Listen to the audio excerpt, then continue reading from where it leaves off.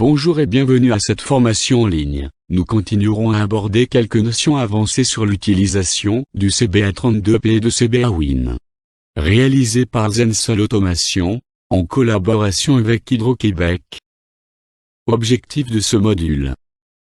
À la fin de ce module, vous serez capable d'enregistrer et de voir n'importe quel signal présent dans les postes de tension, à l'exception des signaux vibroacoustiques et électromagnétiques. Qu'est-ce qu'il y a derrière une entrée analogique? Une ou deux colonnes d'entrée analogique sont disponibles pour un total de 3 ou 6 entrées analogiques. Ces entrées analogiques procurent au CBA32P toute sa puissance et sa grande adaptabilité à vos besoins. En effet, il suffit de se poser quelques questions clés pour vous permettre d'enregistrer n'importe quel événement physique. De quelle nature est le signal que je cherche à enregistrer? Est-ce un courant, une tension, une pression, un déplacement, une température? Pendant combien de temps mon signal existe-t-il? Est-il lent, rapide, ultra rapide? Est-il répétitif? Quel genre de capteur dois-je chercher pour le capturer? En effet, ces entrées analogiques acceptent tout type de capteur ayant une sortie analogique de 0 à 10 volts CC. Une fois que vous trouvez le bon capteur, il suffit alors de fixer les deux paramètres clés du temps d'échantillonnage et de la durée totale de l'enregistrement. Ces entrées analogiques sont surtout utilisées pour les tests de déplacement. Cependant, certains électriciens les utilisent également pour des tests de tension, de courant, de pression mais aussi pour les tests de résistance dynamique des contacts. Comment activer une entrée analogique à l'aide du bouton vert 3? Il suffit de cliquer sur le troisième bouton vert et d'activer ou non les entrées qui s'afficheront ensuite sur la face avant. Le numéro du premier canal analogique est le 1 qui est le courant de fermeture. Le numéro 2 est le courant d'ouverture. Les entrées analogiques 3 à 8 sont les entrées multifonctions disponibles pour l'utilisateur. La connaissance de ce numéro vous permettra de le visualiser.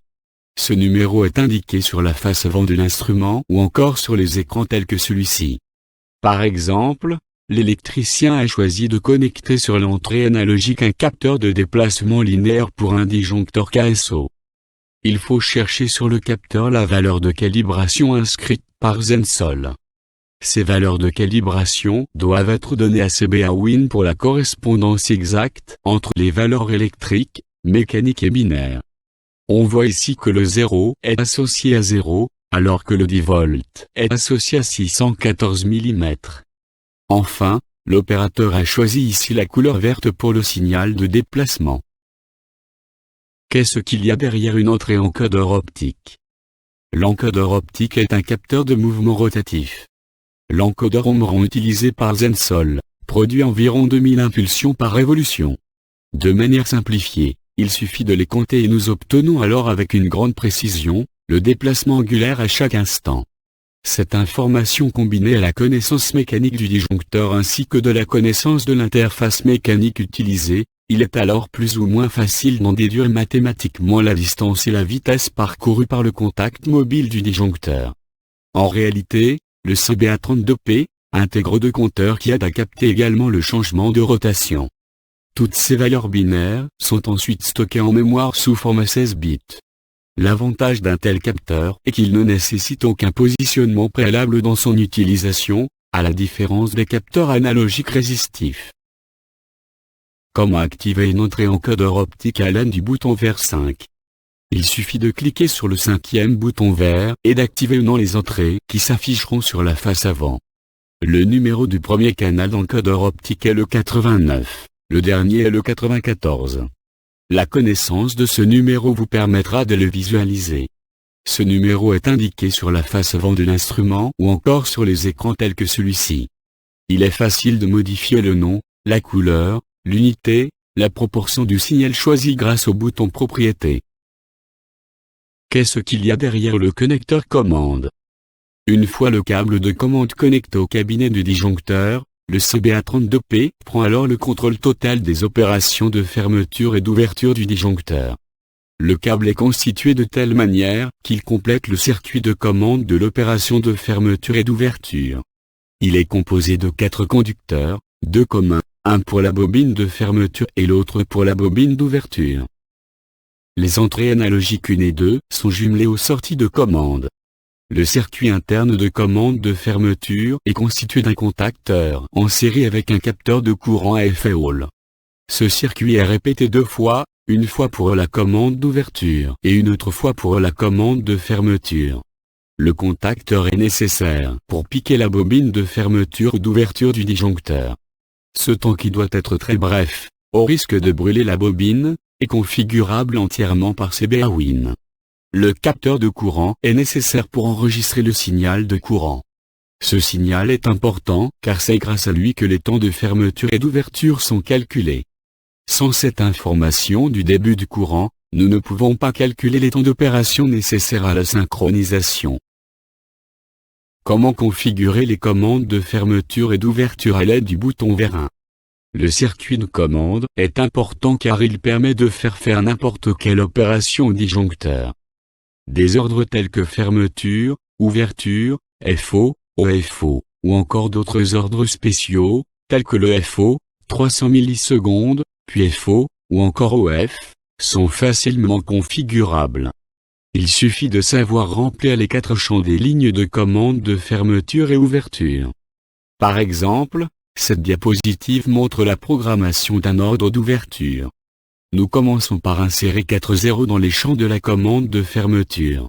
Quant à l'ordre d'ouverture, les champs tels que 0, 100, 0 et 0 indiquent au CBA32P de piquer la bobine d'ouverture sans délai, puis de maintenir le contacteur enclenché pendant 100 millisecondes. Pour visualiser les ordres dans les graphiques, il suffit de les faire apparaître par leur numéro, soit 61 pour la fermeture et 62 pour l'ouverture. Comment changer d'échelle de mesure des courants lors des commandes, F et O, à l'aide du bouton vert 3.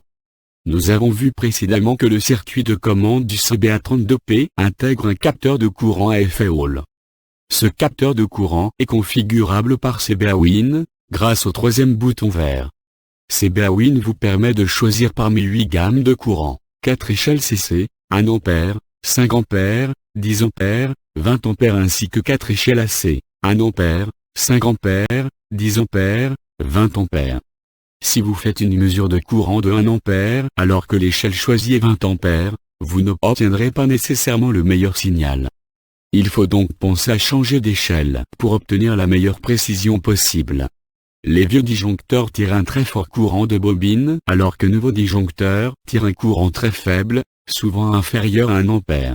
Le circuit de commande du CBA32P dispose de protection en courant via le câble commande qui intègre des fusibles de 25 A, facilement accessibles pour leur changement éventuel. Le CBA32P dispose également d'une protection interne qui lui permet de se protéger contre les surtensions générées par les cabinets de contrôle. Ces surtensions sont coupées à 300 volts par le CBA32P. Comment modifier le fichier calcul et le rapport tabulaire à l'aide du bouton vert 6? Par exemple, cette diapositive montre que le fichier calcul 841 et le numéro du rapport tabulaire 542 sont utilisés. Nous vous conseillons de ne pas modifier ces numéros.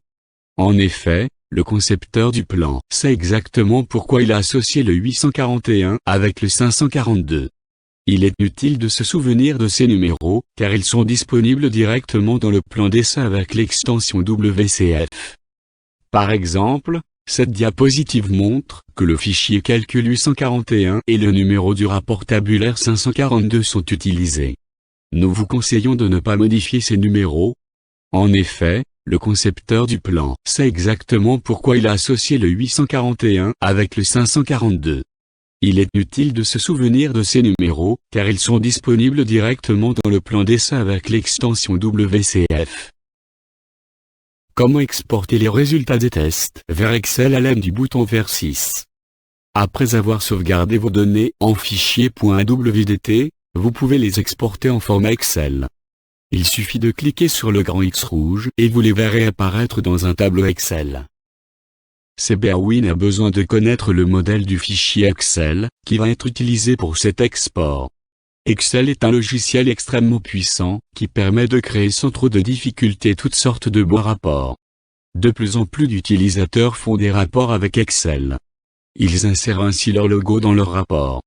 Ils tirent profit des couleurs vertes et rouges pour émettre des avertissements conditionnels à des échecs dans les paramètres hors limite.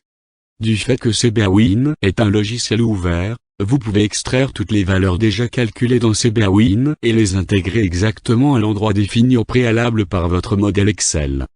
Pour indiquer à CBAwin où trouver votre modèle, il suffit de l'insérer dans la case indiquée par cette diapositive.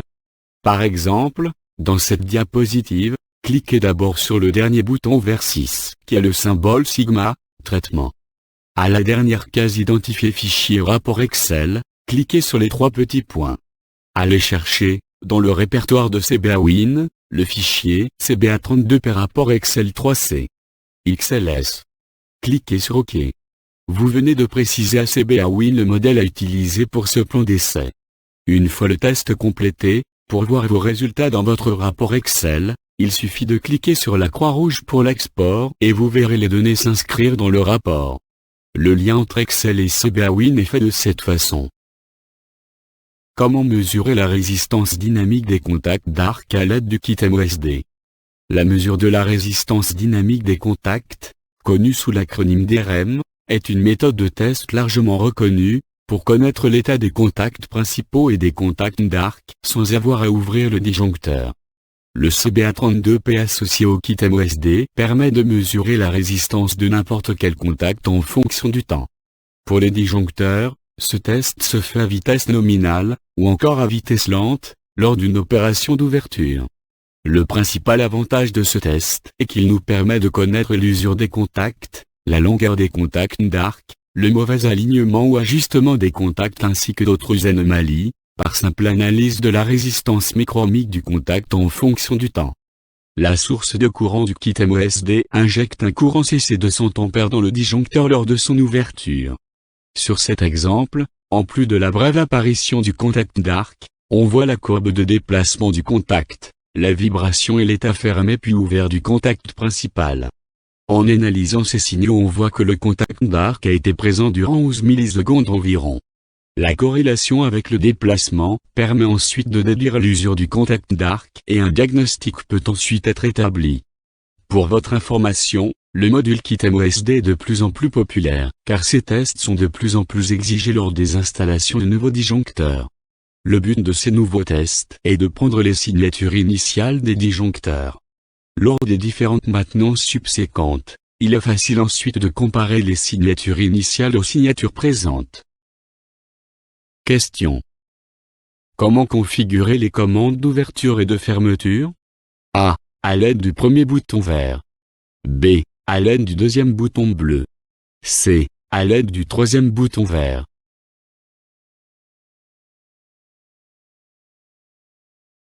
La réponse est A. À l'aide du premier bouton vert. Conclusion. Ce module aura permis d'atteindre les objectifs d'apprentissage suivants. Compréhension avancée des différentes options offertes par le CBA32P et le CBAwin.